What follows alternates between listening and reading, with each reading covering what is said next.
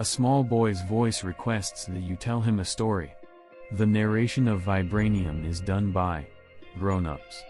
Vibranium, the hardest metal known to man, was part of a massive meteorite that hit in the area of the Nile River's headwaters millions, that the Wakandans used to create cutting-edge technology. They are cut off from the rest of the world as a result of witnessing the atrocities committed by other countries. As if they were a third-world nation, they hid and pretended that they were a heart-shaped plant impacted by the metal. He developed superhuman abilities and became the first Black Panther. One tribe demands freedom, but 4 of the 5 tribes bow to his authority. The vibranium is a resource, not industrially advanced.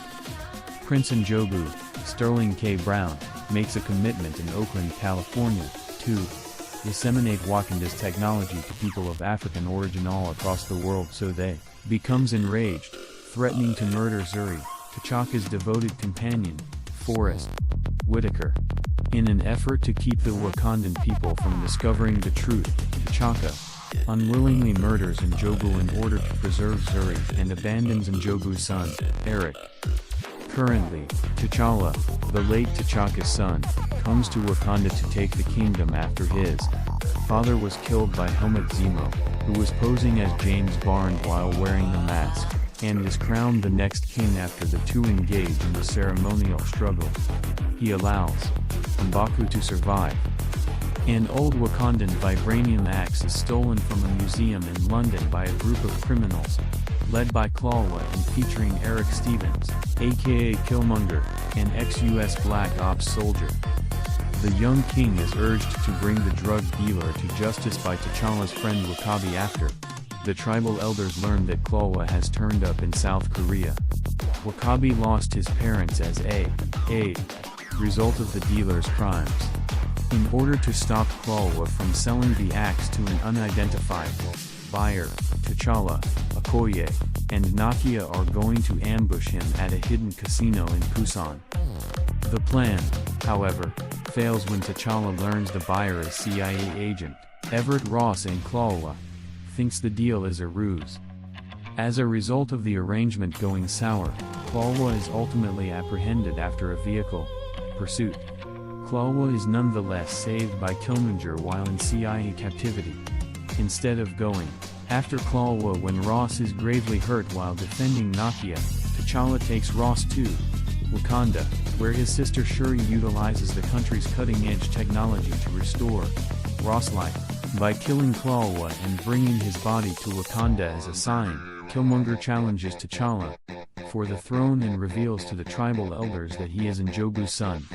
In ritual combat, Killmonger prevails, and the victorious T'Challa is flung over a waterfall.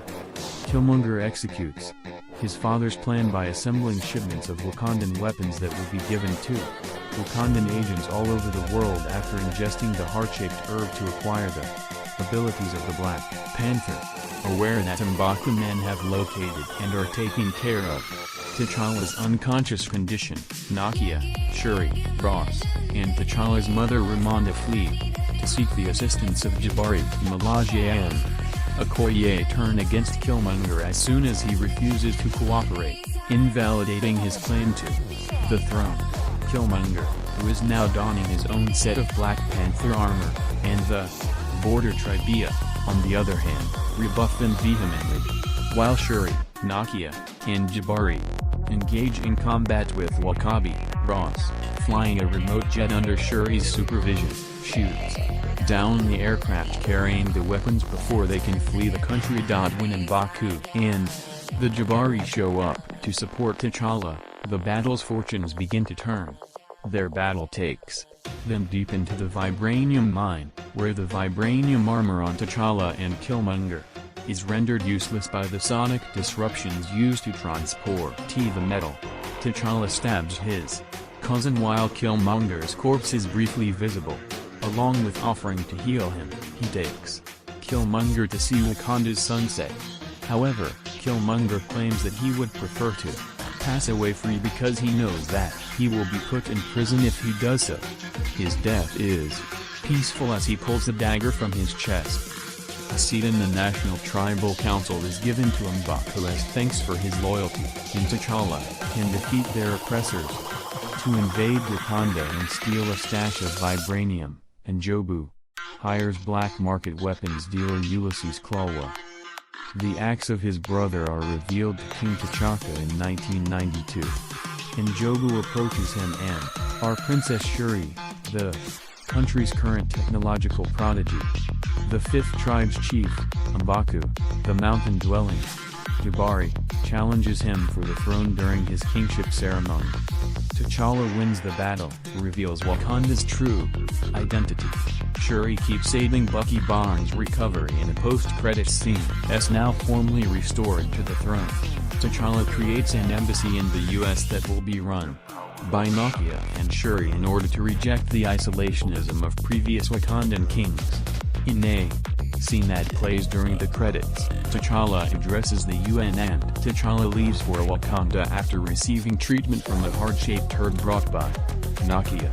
He then resumes his struggle with Killmonger for the throne, which was never formally resolved because T'Challa never passed away or renounced Fedora, after rescuing his ex-girlfriend Nakia from an undercover mission in Nigeria's Sambisa forest with the help of Okoye, the head of the all-female fighting force the Dora Milaje. He is reunited with his mother Queen Ramonda and his younger sister,